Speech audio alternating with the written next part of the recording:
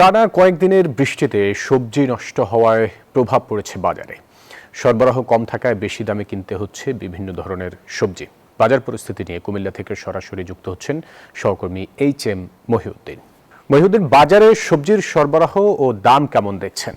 ধন্যবাদ আপনাকে। আপনি যেমনটি বলছিলেন যে কুমিল্লায় কয়েকদিন টানা বৃষ্টির কারণে যে কৃষকদের আবাদি যে ফসল, সেই ফসলের ব্যাপক ক্ষতি হয়েছে, তারই প্রভাব পড়েছে বাজারে। যেই কাঁচা বাজারের মধ্যে বিভিন্ন ধরনের যে সবজি রয়েছে, সেই উৎপাদিত সবজির যে বিশেষ করে চিচিঙ্গা,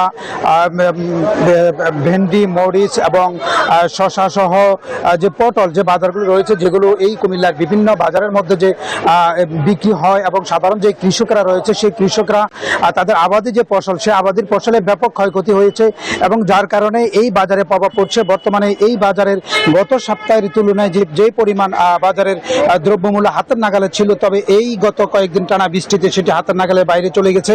বর্তমানে আমরা যদি বলি যে কাঁচা মরিচের কেজি প্রায় 100 থেকে 150 টাকা করে বাজারে পাওয়া যাচ্ছে, এবং বিশেষ করে যে করলা, ভেন্ডি এবং বিভিন্ন ধরনের যে উৎপাদিত যে কৃষকের শাকসবজি রয়েছে, যেগুলো গত সপ্তাহের মধ্যে 100 টাকার নিচে দাম ছিল, এখন থেকে 100 থেকে 150 টাকার উপরে কিন্তু দাম চলে গেছে। যার কারণে এই বৃষ্টির এই অতি যে মাত্রা হয়েছে, সেই অতি মাত্রা যে সবজির ক্ষেত আবাদ যে হয়েছে, সেই আবাদগুলো নষ্ট হয়েছে। যার কারণে কিন্তু উৎপাদিত যে সবজি রয়েছে, সেটি তারা বাজারে কিন্তু দাম তেমন কিন্তু পাচ্ছে না। তো এই টানা বৃষ্টির কারণে যে ব্যাপক কৃষকের যে ক্ষয়ক্ষতি হয়েছে, সেটি এখন সাধারণ মানুষের নাগালের মধ্যে আসে, সেটি ঠেকছে। তবে এই বৃষ্টি যত দ্রুত নেমে যাবে এবং এই কাদা।